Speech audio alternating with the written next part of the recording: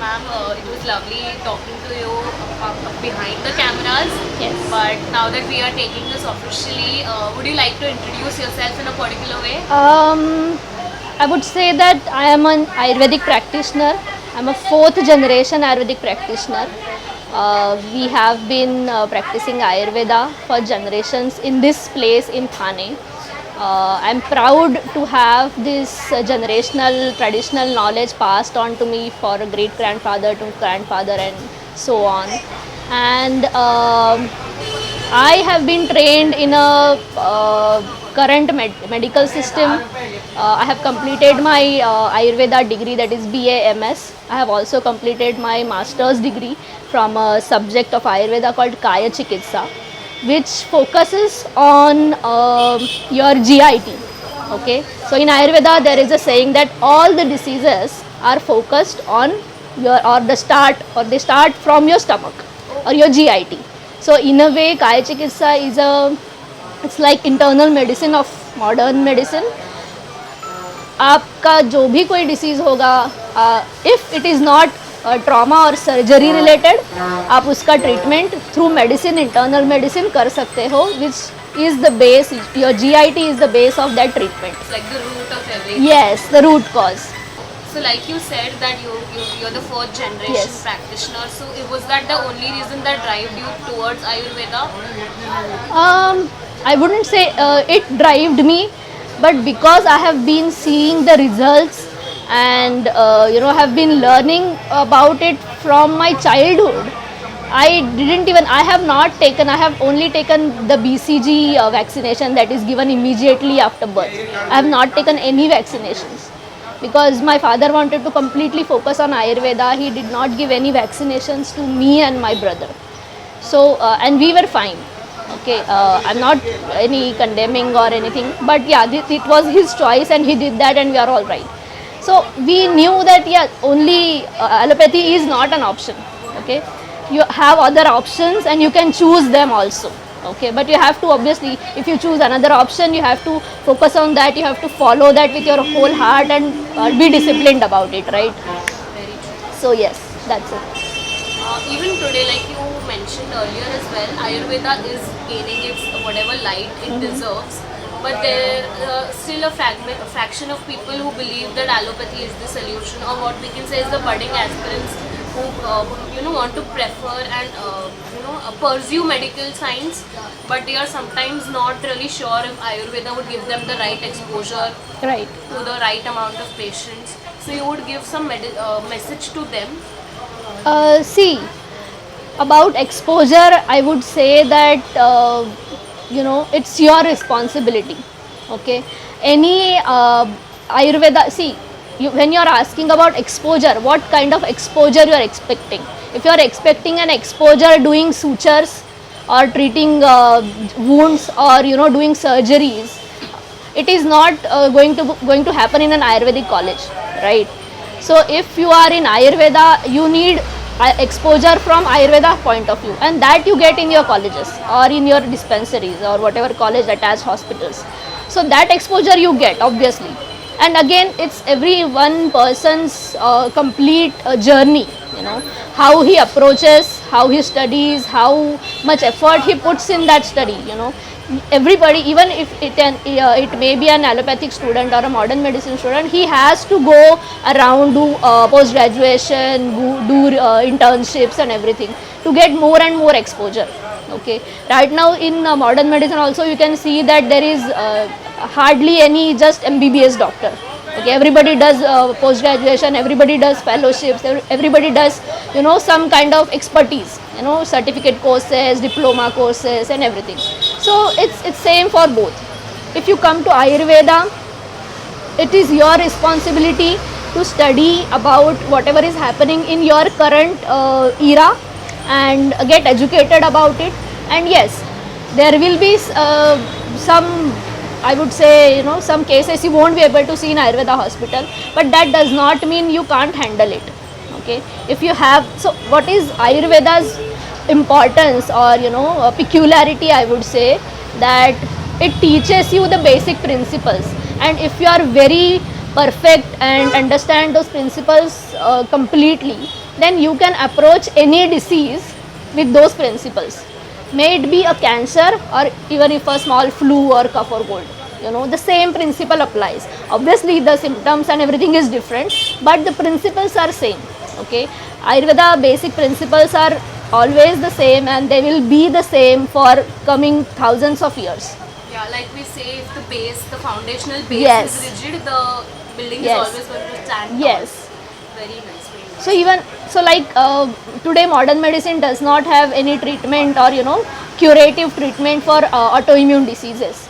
But Ayurveda has shown tremendous results in all kinds of autoimmune diseases, and it is reversible. Patients live their life with very small changes or diet protocols or lifestyle protocols. But it is a lot better than what allopathy is offering them. How there was no autoimmune disease written in our text, thousand of year old text that we have, there is no autoimmune disease written in the text, but today we address it, we treat it completely. So that's the power of the basic principles of Ayurveda. Right. So, as an Ayurvedic doctor, are there a specific amount of or a specific what we call as the saturation of challenges that you face that some other type of doctors wouldn't be facing? Yes, there are few challenges that we face. First thing is when you come for a modern medicine doctor, he can start his practice with very basic infrastructure. He has to use only his brains and basic things. You can start your GP general practice with a small 200 square feet clinic, a prescription pad, just few basic instruments that we use, and you can start your practice. You don't have to worry about your medicine not being able to, the patient is not being able to find your medicine in the medicals, right? But in Ayurveda we get this problem. There are multiple companies, and the whatever you are prescribing, you need to make sure that either it is available in your clinic or it is available in the nearby medicine shop. Okay, and it is a tricky right now. So that's why we have to have a dispensary, we have to have at least basic medicines with us, so that the patient doesn't have to go around and around the city to find the medicine. He will find it or he will not.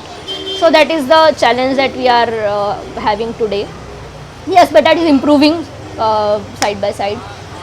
There are also now with COVID, there are a lot of Ayurvedic companies also who are home delivering. So there are apps where you can find the medicine. Even Amazon has a lot of Ayurvedic medicine. Then so that is an easy way. So that is how we did online practice in COVID, because patients were coming from everywhere. Okay, so we would ask them to go to even wellness, Apollo medical shops. They also have some at least Ayurvedic medicine. So we can start with them. So that is changing, but yes, it's still a practical problem today. Then another problem is patients are not ready to change their lifestyle, their diet, and it becomes very tricky to give results. Okay, because like I said, the root cause of the disease, the Ayurveda, the treatment or the result or the efficacy of Ayurveda relies on the reversal of root cause. And if your reversal of the root cause is your having paneer every day or a curd every day, and if you are not ready to quit that, then it becomes almost impossible to cure you. So in Ayurveda they say that there are 4 parts of treatment. First is your obviously the doctor, then the patient himself, then the nurse or assistant, and then comes the medicine. So the diagnosis part of the doctor is about 25%. What patient does is 25%, what medicine does is 25%, and whatever other assisting stuff is needed, supplemental is needed, that is 25%. So if you can see that the 25% of your treatment part is you yourself, and if you are not willing to do what is needed, then 75% result is only possible, right? So that is a big problem for us, making them aware about why you need to do this, and making also the system today is very difficult. 9 to 5 job, AC offices. But yes, if we make everybody aware, it reaches through the system and everybody realizes that yes, we don't need to have this kind of air conditioning every time, maybe there will be changes. If like today, if we have someone physically impaired or someone has special need, we try to accommodate them. In the same way, if a person doesn't need air condition for a specific period of time, maybe he'll be allowed to have to sit in the other room, or some kind of arrangement could be done for him. So that's the main problem. I don't think anything else is. Definitely आप कुछ बताना चाहेंगे audience को कि पंचकर्म क्या है and what are the benefits of it? Panchakarma एक ऐसी थेरेपी है आयुर्वेदा की जो दो तरीके से काम करती है. एक प्रिवेंटिव, यानी कि रोग ना होने के लिए, और दूसरी है क्यूरेटिव, यानी कि अगर आपको कोई स्पेसिफिक बीमारी है तो आप उसके लिए एक स्पेसिफिक पंचकर्मा जो भी अप्रोप्रिएट रहेगा वो करवा के उससे फास्टर रिजल्ट ले सकते हो. तो ये दो तरीके का पंचकर्मा प्रोसीजर्स होता है. और उसमें राइट नाउ टुडे पंचकर्मा के साथ अगर आप मतलब किसी भी एक आम आदमी को पूछते हो कि व्हाट इज़ पंचकर्मा, तो उसके दिमाग में आता है कि मालिश करना, राइट. तो this is what is propagated कि पब्लिक में जो अवेयरनेस हो रहा है वो सिर्फ अभ्यंग या मालिश के हिसाब से हो रहा है. लेकिन panchakarma is very big then that. It जो मेन पंचकर्मा है, यानी कि जिसमें लैक्सेटिव दिया जाता है या उल्टी का दवा दिया जाता है या एनिमा के प्रोसेस होते हैं अलग अलग से, तो वो जो चीज़ें हैं वो काफ़ी ट्रिकी भी होते हैं. उसमें कॉम्प्लिकेशंस होने के चांसेस भी रहते हैं. उसमें वेरी स्ट्रिक्ट डाइट और लाइफस्टाइल का प्रोटोकॉल होता है. तो ये सब चीज़ें जो है ये उतना अच्छा रिजल्ट भी देती है. मैं यही कहना चाहूँगी कि आपको पंचकर्मा आप फैशन की तरह से मत कीजिए और अपॉइंटमेंट लेके खुद से जा कर के मत कीजिए. उसके कोई साइड इफ़ेक्ट्स होने की चांसेस रहते हैं. आप अगर करना चाहते हो, it's you are very welcome, but go to a doctor, go to a vaidya who has panchakarma centre, who has that knowledge. उससे आप डायग्नोसिस करवा लीजिए, जो भी उसके एडवाइस के हिसाब से कराइए. अंडर सुपरविजन ऑफ वैद्य आप पंचकर्मा कराइए, आपको बहुत अच्छे लाभ होंगे. सिर्फ आप ऑन योर ओन कुछ मत कराइए. और ये चीज़ जो है ये मेडिसिन के लिए भी लागू होती है कि अभी आजकल OTC प्रोडक्ट्स की डिमांड बहुत बढ़ गई है. यानी कि आप मेडिकल में जाते हो, बोलते हो मुझे खांसी है, दवा दे दो, और वो कुछ ना कुछ दवा दे देता है. तो ये हम लोग जानते हैं कि एलोपैथी दवाई के साइड इफ़ेक्ट्स हैं, तो हम लोग उसमें थोड़ा सा झिझकते हैं जाके दवाई लेने के लिए. लेकिन आयुर्वेदा के लिए हम लोग है कि हाँ इससे तो कुछ साइड इफ़ेक्ट नहीं होता है, तो वी टेंड टू हाँ कुछ आयुर्वेदिक दे दो. तो ऐसा नहीं है कि आयुर्वेदिक दवाई से आपको साइड इफ़ेक्ट नहीं होगा. अगर वो जो दवाई आप ले रहे हो वो आपके सिचुएशन के लिए, आपके डिसीज़ के लिए, आपके बॉडी के लिए अगर इनअप्रोप्रिएट है, बराबर सूट नहीं होने वाली है, तो आपको उससे भी साइड इफ़ेक्ट हो सकता है. या फिर जिस रीज़न के लिए आपने दवाई ली है कि आपको ठीक होना है, वो नहीं हो सकता. ठीक है, इस सेट्स दो पैरामीटर्स आप कर देते हो ये गलत चीज़ करने से. या तो आपको ऐसे लगता है कि ये आयुर्वेदिक दवाई कुछ काम नहीं करती, या अगर साइड इफ़ेक्ट होता है तो और डर जाते हो. Right. like saying half knowledge is worse than Exactly. knowledge. Exactly. So एक right knowledgeable person से अगर हम जब बराबर. करते हैं तो उसके full fledged efficient results मिलेंगे. बराबर. बहुत ही अच्छा लगा आपसे बात करके, बहुत knowledgeable था. फैक्ट ऑडियंस के लिए भी कुछ नया था इस बार, और आयुर्वेदा के बारे में या उसके प्रैक्टिसेस के बेनिफिट्स के बारे में बहुत कुछ हमको जानने मिला. And mainly thank you so much for coming your time. Thank you.